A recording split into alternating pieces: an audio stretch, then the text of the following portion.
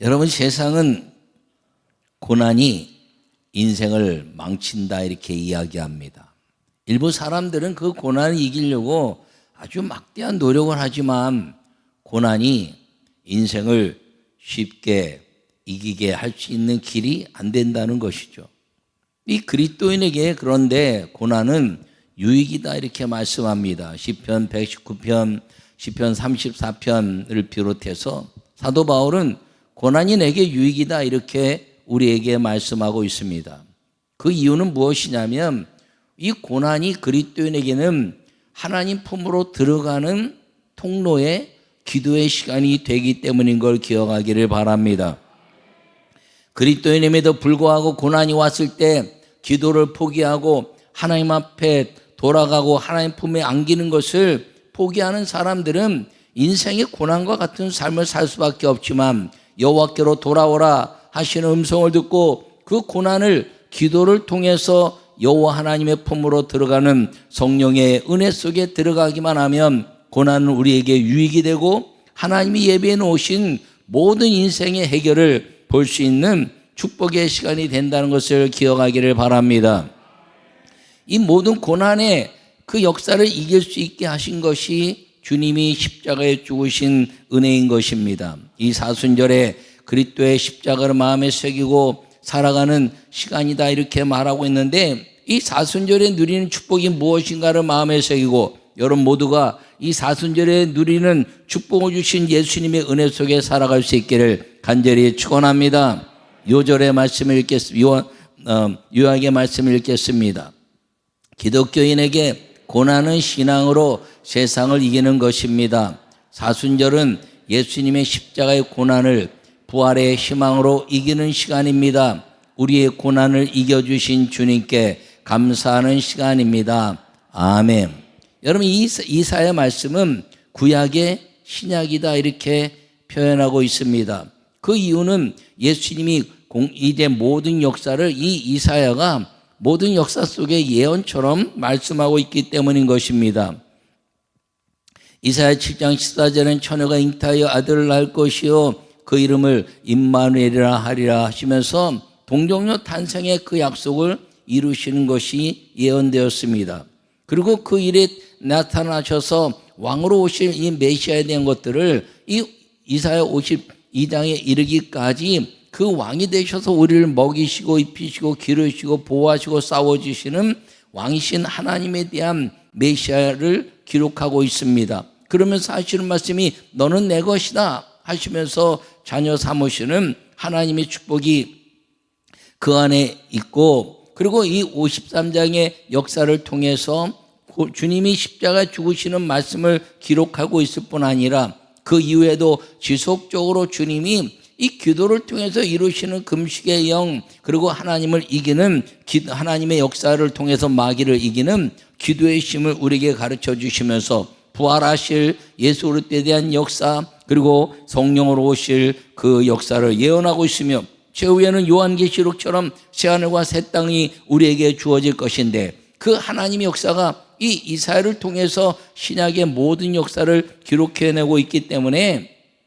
예언서고 그리고 하나님의 아름다운 선지자의 이제 아름다운 그 기록의 성경이지만 그래서 구약의 신약이다 이렇게 이야기하고 있습니다.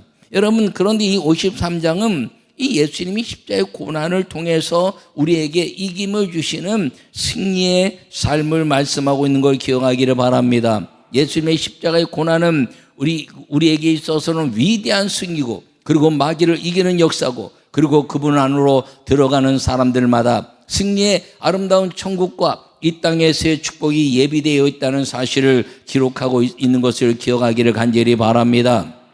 이 사순절에 많은 사람들이 십자가를 생각하면서 금식도 하고 그리고 이제 모든 그 세상의 쾌락과 유익을 끊어내기도 하는 그런 이제 일들도 행합니다. 그러나 사실 이 사순절은 예수님이 우리를 십자가에서 구원하신 아름다운 역사를 기뻐하고 감사하는 그런 은혜의 시간이 되어야 한다는 것을 기억하면서 사순절에 누리는 축복의 은혜를 오늘 마음에 새기고 여러분 모두가 십자가가 우리를 구원하신 영생의 축복이고 그리고 이 땅에 삶을 사는 하늘의 축복을 누려가는 시간인 것을 기억하며 이 사순절에 누리는 축복을 누리고 살 수 있기를 간절히 축원합니다.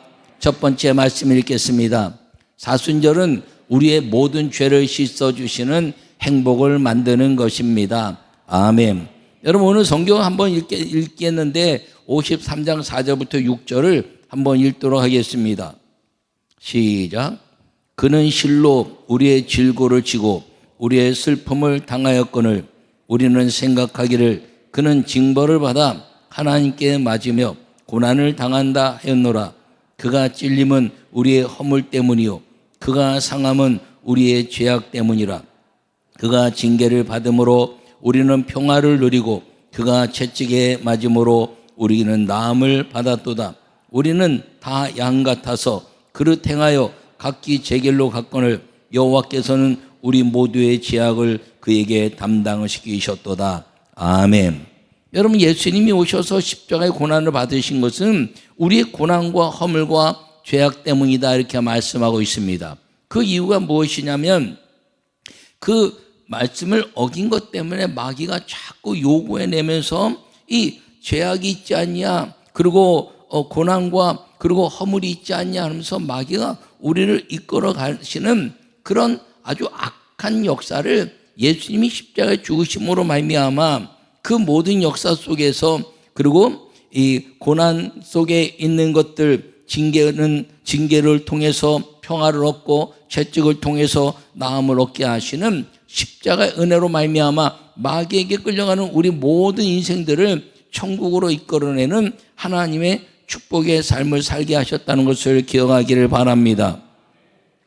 여러분 이 채찍에 맞으시는 예수님 때문에 가장 슬퍼하는 사람, 고통스러워하는 사람은 우리가 아니라는 것이죠. 하나님 아버지라는 것입니다. 자기의 독생한 아들을 보내면서 사람들 위해서 십자가에 죽게 하고 채찍에 맞게 하고 찔리게 하는 것 바라보면 부모의 마음에서 자녀가 그렇게 당하는 고난은 말로 형용할 수 없을 것입니다. 그런데 그것을 통해서 우리가 나음을 입었다 그러면 그것을 받은 사람들은 감사와 기쁨의 삶을 살게 된다는 것입니다.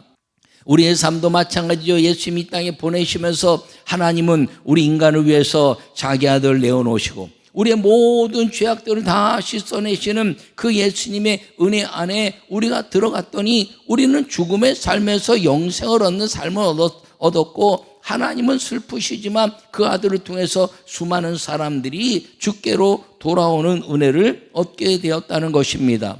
여러분 예수님이 십자가에 죽으시고 우리를 대속했기 때문에 우리가 그 안으로 들어가기만 하면 우리는 그 모든 예수님으로 말미암아 영생의 복을 얻게 된다는 것을 기억하기를 바랍니다. 평화를 얻게 되고 그리고 이 땅의 모든 아픔들을 치유받게 하시는 주님의 은혜가 우리에게 보장되고 있다는 것을 기억하기를 간절히 바랍니다. 여러분 예수님을 믿는 이 세상은 두 가지로 갈라집니다. 하나는 예수님을 부인하는 사람이요 그러면서 이야기하기를 그는 멸시를 받아 사람들에게 버림을 받았으며 간고를 많이 겪었으며 질고를 아는 자라 이렇게 이야기하고 있습니다. 그러면서 그가 채찍에 맞는 것 어려움 당하는 것은 이제 징벌을 받아 하나님께 맞으며 고난을 받는다 이렇게 이야기하는 사람들이 있다는 것이죠. 하나는 그가 찔림은 우리의 상함이요 그리고 그가 채찍에 맞음으로 우리가 나음을 얻고 그가 징계를 받음으로 평화를 얻었다라고 예수님 안에 들어오는 사람들이란 것입니다. 이 세상은 둘로 나눠져서 하나는 예수님을 부인하는 사람들이고 하나는 예수님을 마음에 받아들이는 사람들이란 것입니다. 여러분 사도행전 2장에서 성령이 임하셨을 때도 성령의 큰 강한 그 은혜가 임하니까 한 사람들은 하나님의 기이한 일을 보는도다 이렇게 말씀하고 있는데 한편으로는 세상이 저것들 술 취했나라고 비방하는 사람들이 있다는 것이죠. 여러분들은 이 사순절에 예수님의 은혜 안에 들어온 것을 감사하는 믿음의 성도들이 되시기를 간절히 축원합니다. 여러분 이 모든 믿음에 대한 가치가 무엇이냐면 행복이라는 것입니다. 여러분 삶 속에 여러분 모두가 주님의 은혜 속에 그리고 그 주님의 아름다운 행복한 삶을 사는 은혜가 있기를 간절히 축원합니다. 예수님이 십자가에 죽으시면서 그는 강포를 행하지 아니하였고 그의 입에 거짓이 없었으나 그의 무덤이 악인들과 함께 있었으나 그가 죽은 후 부자와 함께 있었도다. 할렐루야. 여러분, 악인과 함께 있었다는 것은 그 예수님이 음부에 내려가서 죽음의 권세를 깨뜨리셨다는 것이고, 죽은 이후에 부자와 함께 있었다라고 말하는 것은 마태복음 27장에 이제 그 부자 아리마대 요셉에 의해서 그의 무덤에 들어가서 부자 무덤에 있었다는 것입니다. 여러분, 그것은 우리에게 있어서 예수님이 우리 안에 들어오시기만 하면 우리는 부자 아리마대 요셉과 같은 그 은혜를 통해서 예수님의 부요함이 우리 안에 풍성해지는 행복한 삶을 살게 하신다는 약속이 있는 것임을 기억하기를 바랍니다. 그러므로 이제 그가 가난하게 되면 우리로 부요케 하려 함이라. 여러분, 물질이 많다고 부자라고 말할 수 없습니다. 행복한 사람이 진정한 부자인 것을 기억하는 우리 모두가 되시기를 간절히 바랍니다. 나는 여러분 모두가 이 예수님의 죽으심을 통해서, 그리고 우리를 모든 삶 속에서 그 악인과 함께 있었으나 악인의 죽음을 깨뜨리시고 영생의 축복으로 주신 그 사순절 십자가의 은혜, 그리고 부자 아리마대 요셉과 함께 있었던 것처럼 그의 굴 안에 들어가신 예수님처럼 우리가 예수님을 우리 안에 이제 모셔드리고, 그리고 믿기만 하면 그 주님의 천국의 풍성한 부요함이 우리 안에 넘치게 된다는 것을 기억하고, 이 사순절에 여러분 모두가 주님이 주시는 평화와 그리고 낙 고치시는 나음의 역사가 여러분 모두에게 임하는 은혜가 있기를 간절히 축원합니다. 그러므로 예수님이 십자가를 생각하면서 슬퍼하라는 것이 아니라 감사하고, 그리고 그분 때문에 우리가 평화롭고 나음을 입었고 그리고 부요케 하시는 하나님의 은혜에 그 감사로 인해서 기쁨의 삶을 사는 진정한 행복을 경험하고 누리는 시간이 이 사순절이라는 것을 기억하고, 이 사순절에 누리는 축복이 여러분 모두에게 넘치기를 간절히 축원합니다. 두 번째 말씀을 읽겠습니다. 사순절은 부활의 소망으로 영생의 복을 확신하는 시간입니다. 아멘. 여러분 10절 함께 한번 다시 읽을까요? 10절. 여호와께서 그에게 상함을 받게 하시기를 원하사 질고를 당하게 하셨은즉 그의 영혼을 속건 제물로 드리기에 이르면 그가 씨를 보게 되며 그의 날은 길 것이요 또 그의 손으로 여호와께서 기뻐하시는 뜻을 성취하리로다. 아멘. 여러분, 사순절은 부활의 소망으로 영생의 복을 확신하는 시간이라는 것을 꼭 기억하기를 간절히 바랍니다. 하나님이 예수님을 속건 제물로 받으셨다는 것이죠.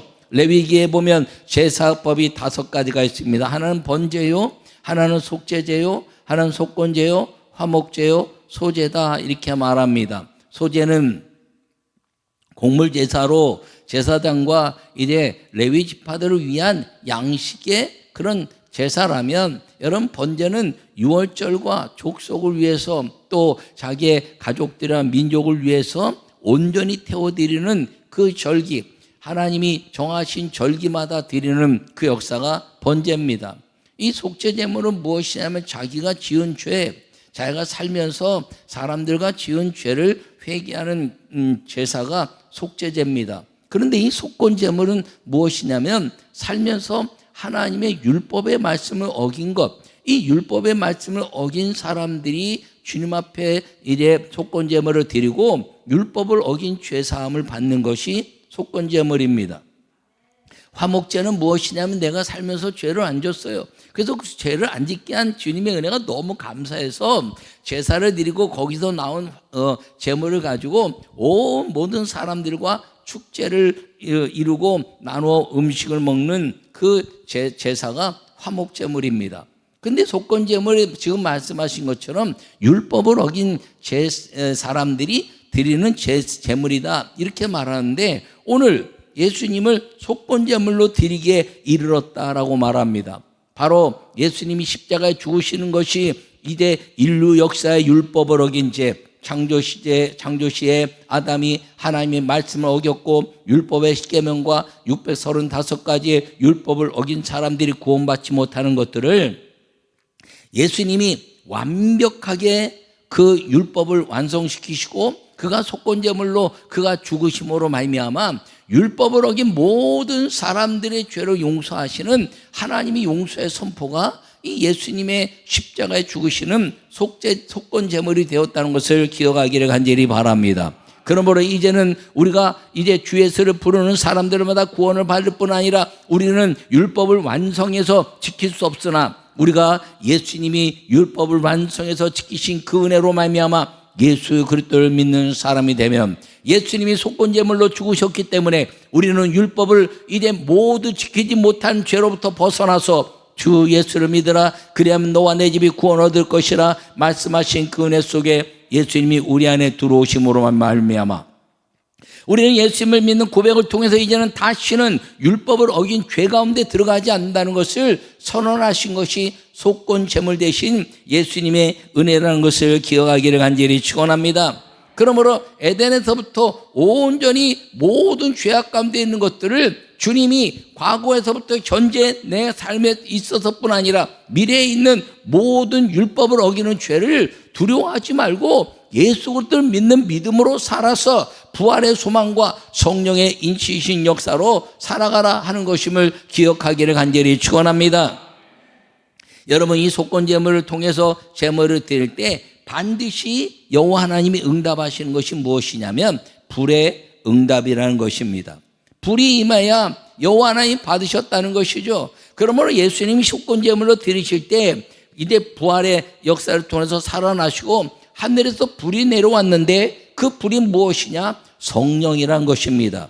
그러므로 우리가 반드시 성령을 받아야 되는 이유는 속건제물이신 예수님의 그 완벽하신 죄사함의 역사를 통해서 우리가 누려야 될 축복의 아름다운 삶을 살기 위한 마귀를 이기는 역사, 이제 다시는 마귀가 우리를 공격해낼 수 없는 은혜의 삶을 살기 위해서 반드시 성령을 받아 성령의 불로 그 속건제제물 대신 예수님이 받으시고 그 죄사함의 역사가 우리 안에서 완성되고 부활의 영광과 성령의 충만함으로 우리가 기도하는 것마다 주님이 이루시는 그 복을 우리가 얻게 되는 것이 이 하나님의 예수님의 속건제물이라는 것을 기억하기를 간절히 바랍니다. 그러므로 이 사순절 기간 동안에 이 속건제물에 주님이 십자가에 죽은 것을 감사하고 그리고 그 부활의 소망으로 성령이 오시는 그 능력으로 말미암아 영생의 복을 확신하는 마귀를 이기는 시간, 마귀를 이겼다 하고 선언해내는